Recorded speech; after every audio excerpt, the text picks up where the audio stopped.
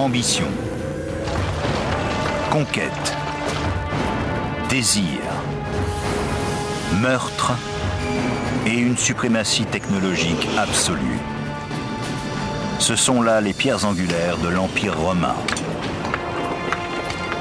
Ils étaient poussés par un ego culturel collectif.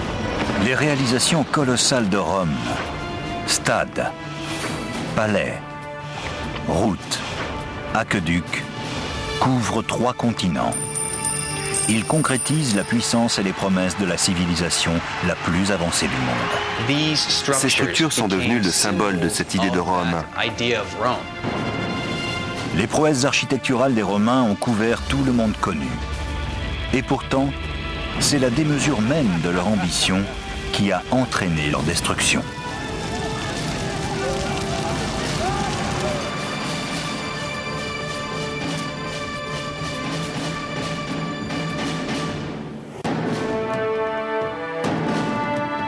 À la fin du 1er siècle de notre ère, l'Empire romain s'étend de la Grande-Bretagne à l'Égypte et du Portugal à la Perse.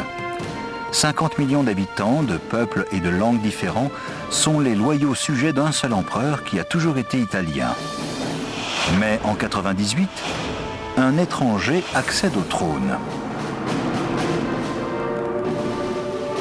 Il se nomme Trajan. C'est un guerrier ambitieux venu de la province d'Espagne et dont les triomphes sur les champs de bataille ont attiré l'attention du vieil empereur Nerva. Sans enfant, ce dernier l'a adopté et en a fait son héritier.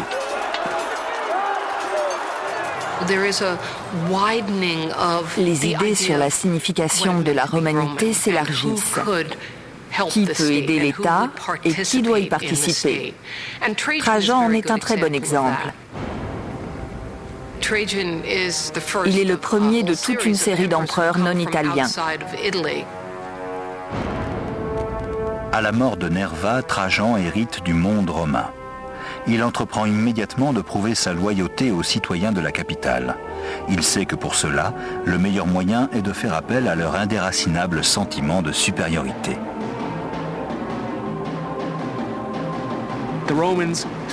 Les Romains voyaient grand. La démesure de leur empire, de leur architecture et des ambitions de leurs dirigeants doit nous servir de point de repère pour définir la romanité. Ils étaient poussés par une sorte d'égo culturel collectif. Trajan lance une vaste campagne de grands travaux qui démarrent par les infrastructures de l'Empire. Il fait réparer des routes, des ports et des bâtiments publics qui en ont un urgent besoin. Il ordonne la construction d'un des derniers grands aqueducs et fait bâtir de nouveaux bains publics sur les vestiges de la maison dorée de Néron.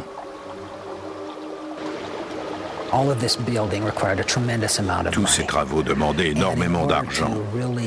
Et pour réaliser ses autres ambitions, il allait devoir en trouver bien davantage. Pour un Romain, cela signifie de nouvelles conquêtes. Dans sa 3e année de règne, Trajan lance une offensive militaire afin de trouver des fonds pour la construction d'autres monuments magnifiques. Il décide de conquérir la Dacie, une contrée retirée englobant la Roumanie et la Hongrie actuelle, qui tient tête à Rome depuis des siècles. Après des années d'âpres combats, les Daces capitulent en 106. L'empereur victorieux rapporte des centaines de tonnes d'or et d'argent de sa nouvelle province.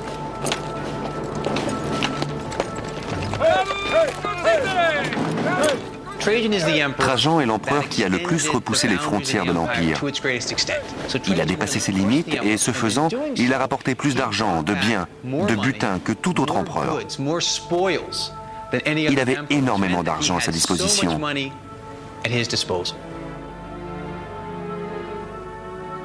La nouvelle capitale s'étendra sur un espace gigantesque afin de faciliter la circulation du centre-ville congestionné de Rome. Depuis la naissance de la République, le vieux forum romain a toujours été un centre gouvernemental, commercial et culturel. Des temples comme ceux des dieux Saturne et Vesta y côtoient tribunaux et bibliothèques. Le forum est important pour les Romains. C'est la place du village. Un lieu de rencontre où ils concluent des marchés, discutent politique, vendent des objets, échangent de l'argent. C'est un endroit débordant de vie. Il est très fréquenté, comme certains quartiers peuvent l'être aujourd'hui. Bien plus qu'aujourd'hui, en fait, parce que toute la vie publique s'y déroulait. Mais à Rome, capitale du monde, le forum se sent vite à l'étroit sur sa petite place. Le forum était le cœur de la vie romaine. Mais la prospérité de la ville et la surpopulation étaient telles qu'on n'arrêtait pas d'y adjoindre de nouveaux bâtiments. Chaque empereur devait construire une nouvelle partie du forum pour ses partisans. À l'époque de Trajan, Rome est une métropole d'1 million d'habitants et toujours en expansion. Il commande donc son propre forum, plus grand que ceux de tous ses prédécesseurs réunis.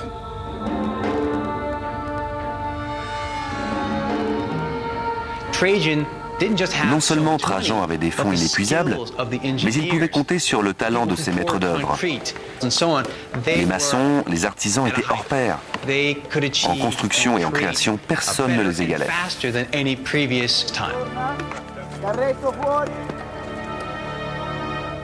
Celui à qui Trajan fait appel pour concevoir son forum, Apollodore de Damas, est aussi un étranger. Apollodore est un architecte grec qui a conçu des ponts militaires pour Trajan lors des campagnes contre la Dacie. Durant cette guerre, il a révélé tout son génie d'architecte. Il affronte à présent un nouveau défi, le manque de place pour réaliser le grand rêve de Trajan.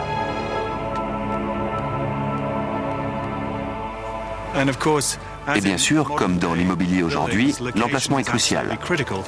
Alors quand un empereur voulait construire à un endroit précis et qu'il fallait araser le site, on le faisait. Pour créer un espace plat assez vaste pour devenir le centre-ville de Rome, Apollodore ordonne à ses ouvriers d'arracher un énorme pan de la colline du Quirinal adjacente à l'ancien forum.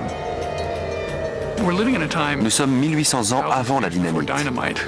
Les Romains devaient accomplir des prouesses de terrassement à la main.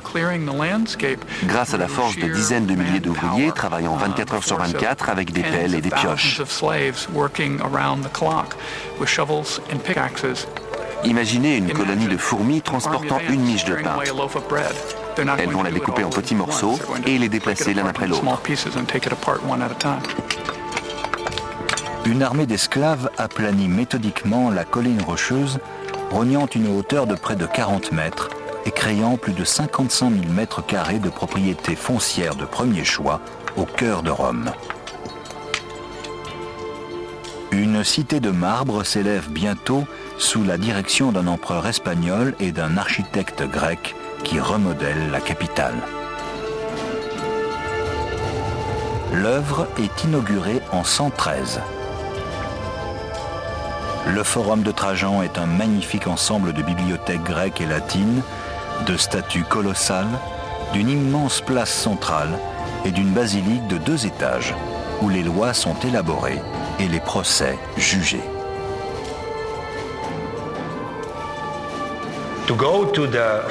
Pénétrer dans le forum de Trajan devait être une expérience impressionnante pour les Romains. On entre d'abord dans la basilique, la plus grande jamais construite à Rome.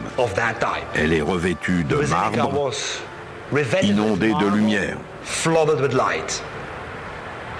Ensuite, on arrive sur la place, où l'on découvre la monumentale statue équestre de Trajan. Ça devait vraiment être imposant. Culminante à 40 mètres au-dessus des nouveaux bâtiments, se dresse la colonne Trajane, que l'on peut encore admirer aujourd'hui. Un bas-relief racontant les guerres contre les Daces s'enroule en spirale autour de son fût.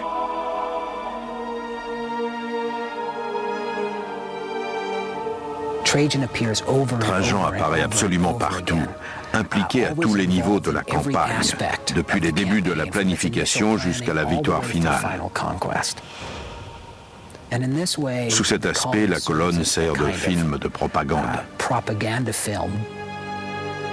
La hauteur exacte de la colonne cache une signification plus subtile. La hauteur de la colonne, 40 mètres, y compris le socle et la statue au sommet, représente la portion du Quirinal qui a été excavée pour construire le forum. Elle est non seulement le symbole des batailles de Trajan, mais aussi de celle d'Apollodore qui a déblayé le terrain pour créer cet espace urbain monumental. Le forum de Trajan survivra 700 ans. Il sera presque entièrement détruit par un tremblement de terre au IXe siècle. Mais ces vestiges, le vaste ensemble des marchés de Trajan, ne laissent aucun doute sur sa taille impressionnante. Pour consolider la colline qu'il a creusée, Apollodore crée une galerie marchande de 6 étages, directement dans son flanc. Ingénieusement, les 3 premiers niveaux sont en hémicycle, une structure semi-circulaire, avec de longs couloirs incurvés percés de magasins. Les marchés sont là pour étayer la colline. Et ce n'est sûrement pas par hasard qu'on a utilisé une structure concave beaucoup plus solide. C'est comme une arche tournée sur le côté pour résister à la pression de la colline qui est derrière. Au-dessus de l'hémicycle s'élèvent 3 étages de boutiques et de magasins, dont certains sur 3 niveaux. Les marchés de Trajan abritent 150 boutiques qui fournissent de tout, depuis les chaussures jusqu'aux objets d'art. Ces marchés devaient vendre d'énormes quantités de produits venant des 4 coins de l'Empire, et peut-être même de plus loin. Si le forum de Trajan, juste à côté, est un luxueux paradis réservé à l'élite, ces marchés sont conçus comme une rue commerçante populaire.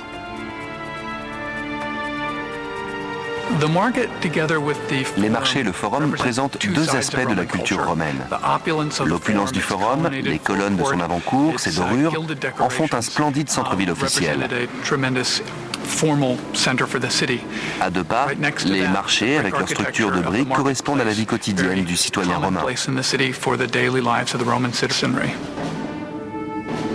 Trajan, par son œuvre architecturale et ses conquêtes, est un des empereurs les plus populaires de l'histoire de Rome. C'était un grand bâtisseur et un grand stratège. Comme Auguste, il a assuré une période de paix et de calme. C'était très important pour l'Empire.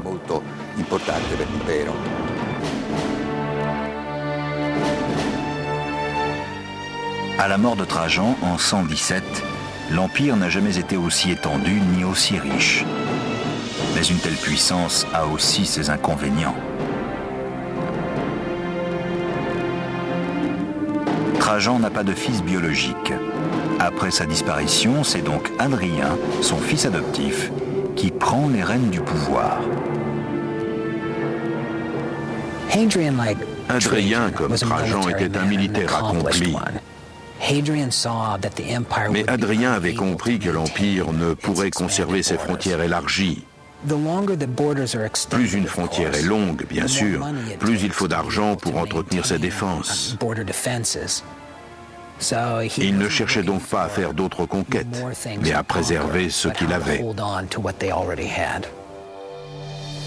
On peut voir une preuve concrète de la politique défensive d'Hadrien dans une région isolée du nord de la Grande-Bretagne, à 2400 km de Rome. Lorsqu'il accède au pouvoir en 117, la moitié nord de la Grande-Bretagne est une contrée non colonisée, où les soldats sont confrontés à la double menace des hivers glacés et des incursions de tribus hostiles.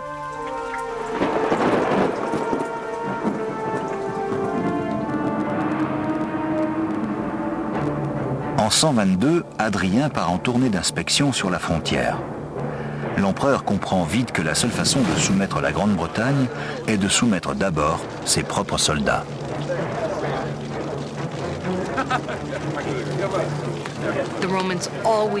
Les Romains ont toujours pensé que lorsqu'un groupe d'hommes servait l'État, il fallait le faire travailler. Sans discipline, il était inévitable que les soldats perdent leur temps, s'adonnent au jeu et se conduisent mal.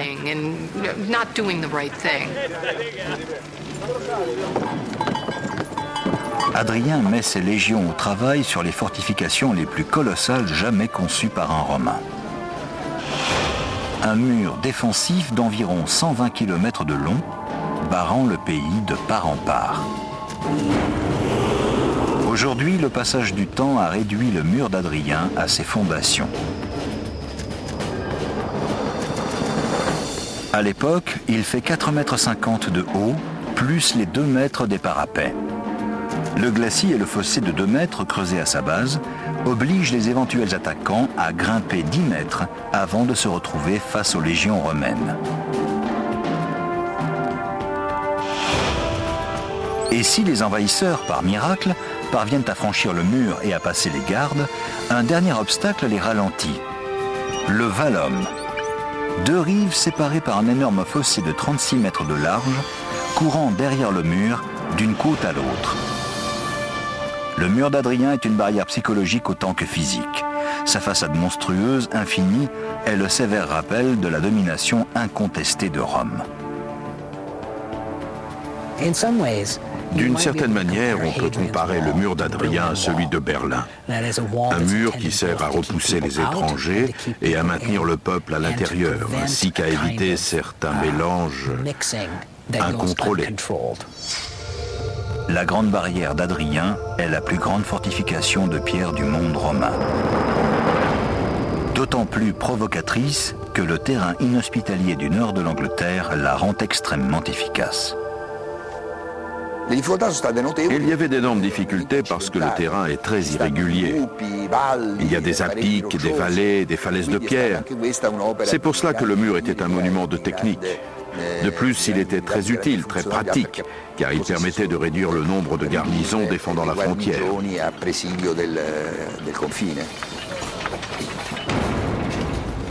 Il faut 3 légions, entre 15 et 25 000 hommes au total, pour venir à bout du transport des lourds blocs de pierre jusqu'au chantier. Une tâche épuisante.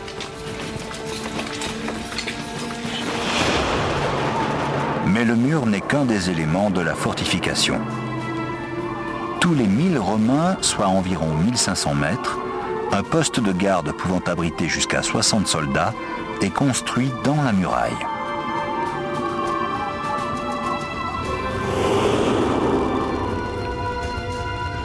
Deux tours plus petites, d'où les gardes peuvent surveiller la frontière en permanence, se dressent entre chaque poste. Enfin, 17 forteresses redoutables pouvant contenir 1000 soldats se succèdent sur toute la longueur du mur.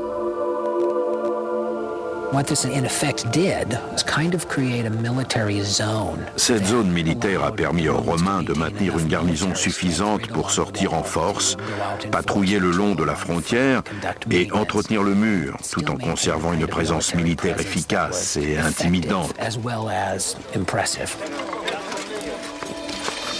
Chaque forteresse couvre une superficie d'1 à 2 hectares et comporte une grande salle, un temple, des baraquements, un hôpital et des thermes.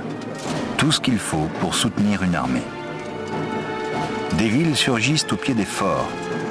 Elles satisfont à la demande constante de vivres et d'équipements des légionnaires. Les soldats romains voulaient des chaussures romaines, ils voulaient des aiguilles romaines, ils voulaient tout ce qui était disponible dans le monde romain. Par conséquent, les commerçants, les taverniers, les femmes les ont suivis, ce qui a fini par entraîner un changement radical dans les régions où ils s'installaient. L'immense barrière d'Hadrien est achevée en tout juste 5 ans. L'empereur a sécurisé sa frontière nord-ouest, rétabli la discipline dans les rangs et édifié un symbole frappant de la toute-puissance de Rome. En l'an 126, Hadrien rentre à Rome. Pendant son absence, ses bâtisseurs ont travaillé sans relâche pour réaliser sa grande vision de la capitale. Hadrien voulait laisser sa marque sur Rome. Il voulait ranimer l'esprit du siècle d'Auguste et prouver qu'il pouvait faire mieux. 150 ans auparavant, l'empereur Auguste a trouvé une Rome de briques et laissé une Rome de marbre. Hadrien veut lui aussi léguer un héritage architectural inoubliable. Et le joyau de cet héritage se rattache directement au règne de son illustre prédécesseur. Peu après son accession au trône, il décide de reconstruire un vieux temple de l'époque d'Auguste détruit par un incendie. De ce tas de gravats, il va faire naître ce qui sera son chef-d'œuvre, le Panthéon, un temple majestueux dédié aux dieux romains. Le Panthéon est sans aucun doute la structure la plus extraordinaire de l'architecture romaine. Pourquoi? La rotonde. La rotonde. Un immense espace intérieur coiffé d'une magnifique coupole dicte toute la conception du Panthéon. Au centre, le dôme de béton de 43,30 mètres de haut et de diamètre égal forme une sphère parfaite, et ce, sans le support de colonnes ou de contreforts. 43,30 mètres, c'est une très grande portée. Ils avaient du cran de se lancer dans quelque chose d'aussi vaste, d'aussi démesuré. C'est une de leurs grandes réussites. Durant 18 siècles, le dôme du Panthéon demeurera la plus grande structure autoportée en béton du monde. Avant de commencer à déverser le béton qui formera le dôme, les ingénieurs d'Hadrien doivent savoir comment réorienter la poussée pour soulager le centre. Sinon, lorsqu'ils retireront l'armature de bois qui le soutient, 3000 tonnes de béton s'écrouleront sous leur propre poids.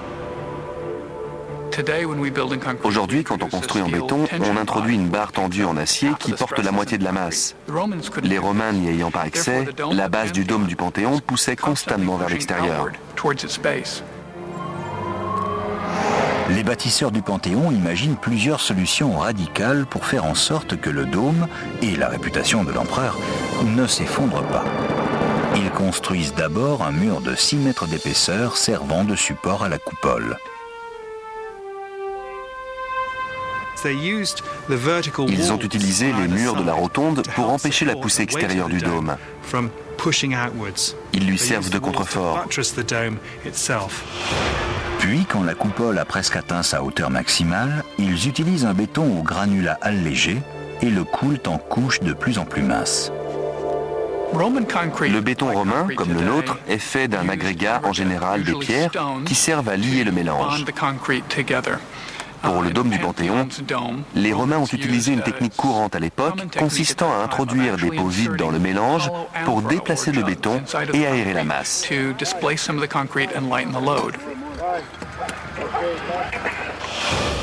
Pour rendre la coupole encore plus légère, les ouvriers installent des caissons en stuc dans la voûte.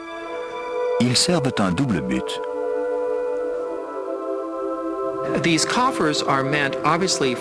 Bien sûr, les caissons sont là dans un but esthétique.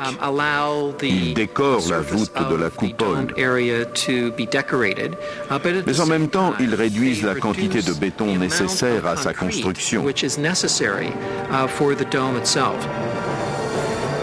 Un dernier élément destiné à alléger la calotte deviendra la caractéristique la plus connue du Panthéon, l'oculus, une ouverture sommitale de 9 mètres de diamètre. Il élimine la poussée du béton au point le plus fragile du dôme et il illumine l'intérieur comme le soleil éclaire la terre.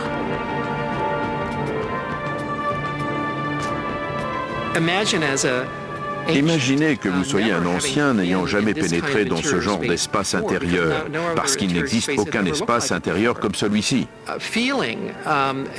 Vous êtes alors submergé par l'atmosphère religieuse de ce bâtiment dédié à tous les dieux. Les bâtisseurs du Panthéon s'efforcent d'atteindre la perfection et y parviendront presque. Mais un mystérieux défaut dans sa conception déroute jusqu'à nos architectes modernes. Le portique avant.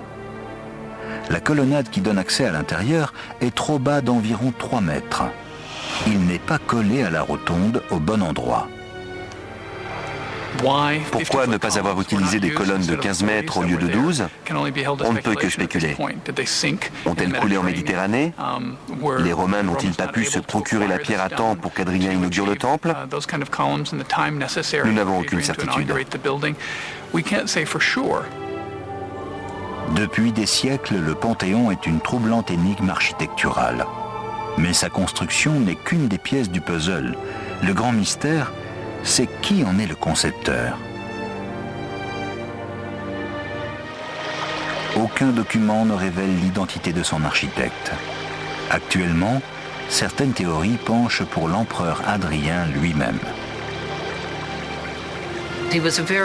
C'était quelqu'un de très polyvalent.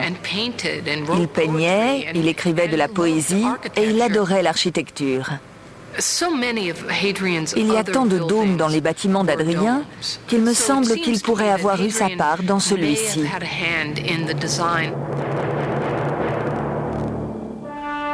Le génial Apollodore de Damas est un autre candidat possible, lui qui avait créé le monumental forum de Trajan. Il a des doutes sur les talents d'architecte d'Hadrien et il est assez courageux pour le déclarer en public.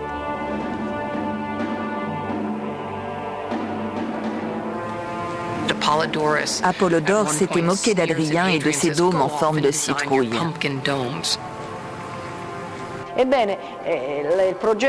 Le projet avait été confié à Apollodore, mais il refusait de mettre en œuvre certains des changements suggérés par l'empereur. C'est probablement pour cette raison qu'Hadrien l'a fait tuer, ou plutôt l'a forcé à se suicider. En l'an 138, 8 ans après avoir ordonné la mort du plus grand architecte de Rome, Hadrien meurt de mort naturelle à 62 ans. Durant ces 20 ans de règne, jamais on n'a autant bâti de toute l'histoire romaine. À sa disparition, d'un bout à l'autre de l'Empire, ports, temples, ponts et basiliques portent son nom. Il faudra presque un siècle pour qu'un autre empereur ordonne la construction de ce qui sera l'une des dernières grandes réussites techniques de Rome et projette l'Empire dans une spirale d'autodestruction.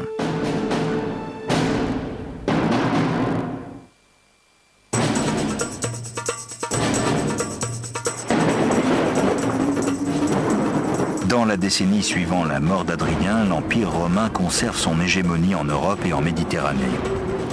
Ses empereurs détiennent l'autorité absolue, ses armées sont toujours invincibles et ses architectes continuent à inspirer une admiration sans borne.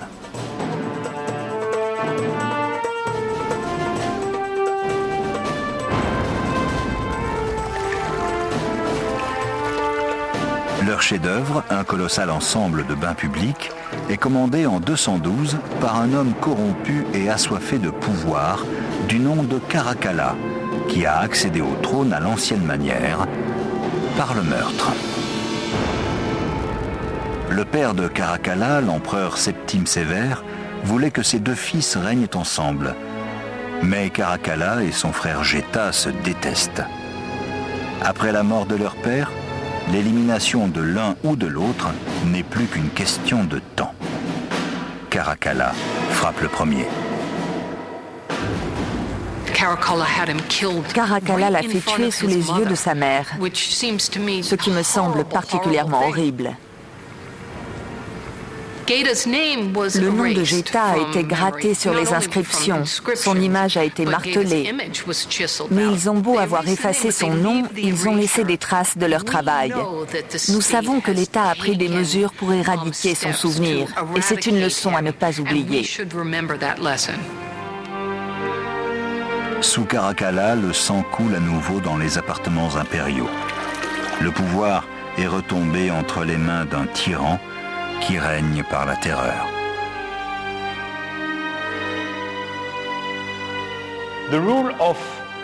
Le règne de Caracalla se caractérise par le fait qu'un simple homme, l'empereur, se place au-dessus de l'homme, dans la sphère des dieux.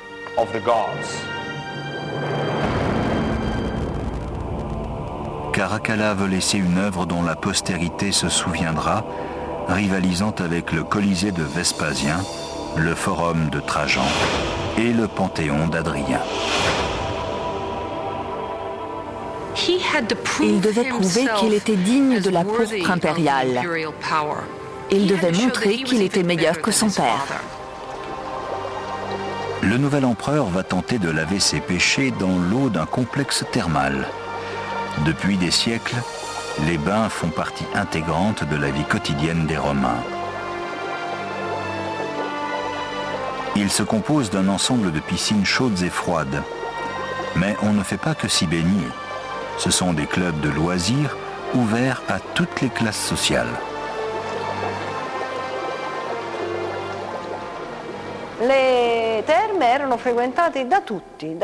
Tout le monde allait au bain public. Les jeunes, les vieux, les riches, les pauvres. Il y avait une grande liberté et une grande promiscuité. Mais pas entre les deux sexes, parce qu'il y avait des heures pour les femmes et d'autres pour les hommes. Les thermes étaient le lieu de rendez-vous de toute la population, parce qu'ils étaient gratuits. Ça ne coûtait rien. Après le travail, on allait passer 2 heures au bain pour se détendre, parler politique, se faire masser, se faire une manucure, une coupe de cheveux. Il y avait des endroits pour faire du sport, de la lutte. Ensuite, bien sûr, on allait dans les piscines, puis dans les salles chaudes pour transpirer un bon coup. On était dans un bâtiment magnifique, aux murs de marbre, décoré de statues. Et tout ça pour le plaisir du Romain moyen. Ce n'était pas réservé aux riches, tout le monde y avait accès. Les projets de bains publics ont toujours eu la faveur des empereurs. Certains, comme Néron, Titus et Trajan, ont déjà créé des thermes extravagants. Caracalla a bien l'intention de les surpasser tous avec le plus vaste complexe jamais bâti.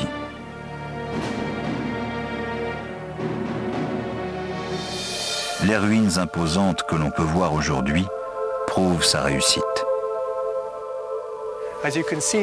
Comme le montrent ces vestiges, il y avait une série de salles immenses avec des piscines de la taille de bassins olympiques, des bains à différentes températures, des salles de bains privées, des endroits où les gens pouvaient se rencontrer et discuter. Le bâtiment principal, plus grand que la basilique Saint-Pierre, est entièrement habillé d'or et de marbre. De précieuses mosaïques, dont il reste encore quelques fragments, couvrent le sol.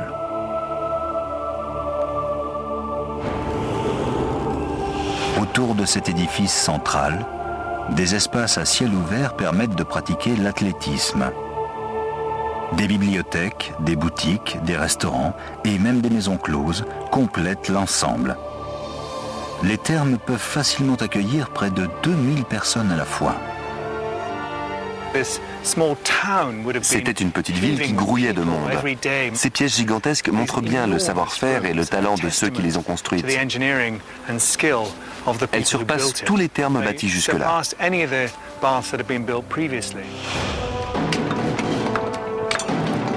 Les ouvriers de Caracalla font des heures supplémentaires pour finir au plus vite. Pour construire en 5 ans des thermes aussi splendides, il a dû falloir entre 5 et 10 000 personnes travaillant chaque jour de ces 5 années. Les bâtiments hors terre ne sont qu'une partie de l'ensemble. Dessous, une canalisation dérivée d'un aqueduc voisin distribue quotidiennement 19 millions de litres d'eau fraîche dans les bassins. Les thermes sont un miracle de génie hydraulique. Le frigidarium, le tepidarium et le caldarium, dont l'atmosphère et les bains sont maintenus à différentes températures, créent une sensation de bien-être chez les habitués. L'eau des piscines chaudes est chauffée dans des chaudières alimentées au charbon de bois. On en compte jusqu'à 50 au sous-sol. Ce plancher forme une véritable frontière séparant les citoyens riches et cultivés du monde souterrain des esclaves et des ouvriers qui peinent dans une chaleur de four pour alimenter les chaudières, asphyxiés par les émanations et la fumée. En haut, dans les salles magnifiquement décorées de marbre et de mosaïques, au plafond peint, on devait se croire au paradis.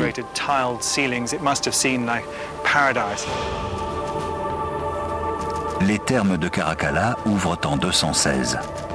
Ils sont un des derniers exemples des prouesses techniques des Romains et combinent tous les savoir-faire perfectionnés au cours des siècles. Un établissement thermal comme celui de Caracalla combine plusieurs des réalisations techniques des Romains. La production de briques, la maçonnerie, l'importation de marbre. On y retrouve toute leur maîtrise en matière de réseau d'adduction d'eau, d'aqueducs, sans oublier leur système de vidange et d'égouts. On y voit aussi leur longue expérience de l'utilisation du béton qui leur permet de créer de vastes espaces couverts de dômes et de voûtes immenses.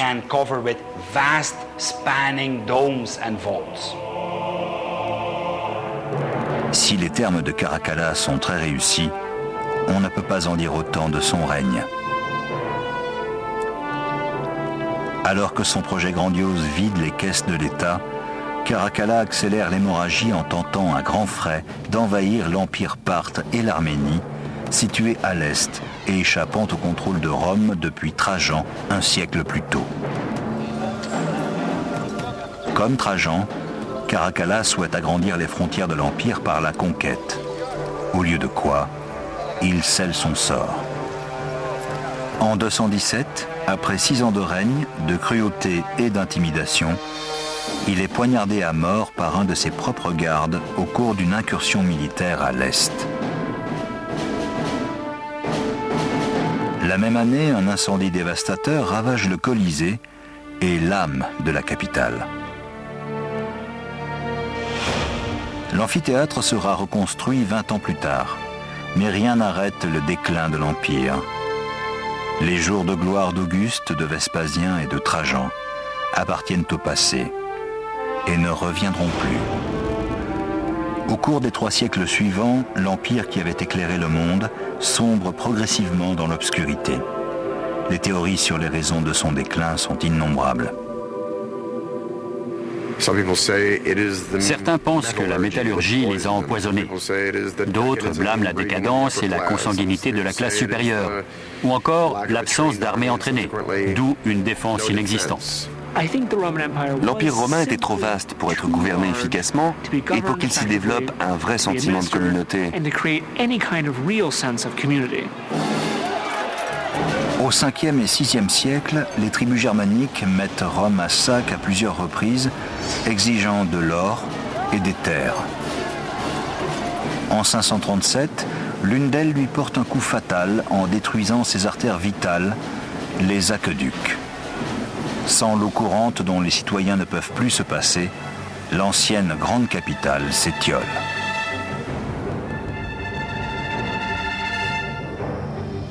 Sans eau, on ne pouvait pas vivre en ville, ni arroser les jardins et les potagers. d'1 200 000 personnes, la population a chuté à 12 000, une diminution de 99%. Mais 1500 ans après la chute de Rome, son héritage inspire et surprend encore les bâtisseurs d'aujourd'hui.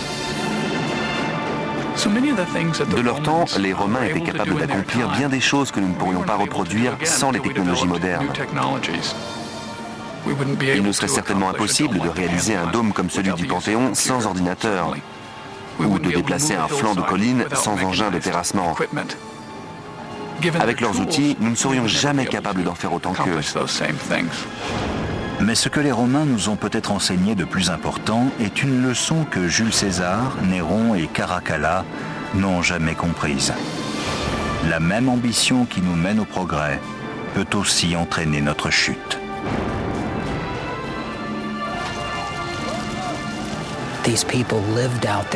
Ils assouvissaient leurs ambitions et leurs appétits de telle manière que nous les admirons, tout en les détestant un peu. Les anciens Romains étaient souvent violents, vindicatifs, avides et égocentriques. Mais les magnifiques monuments qu'ils ont laissés témoignent non seulement de la puissance de leur civilisation, mais du potentiel illimité de l'humanité.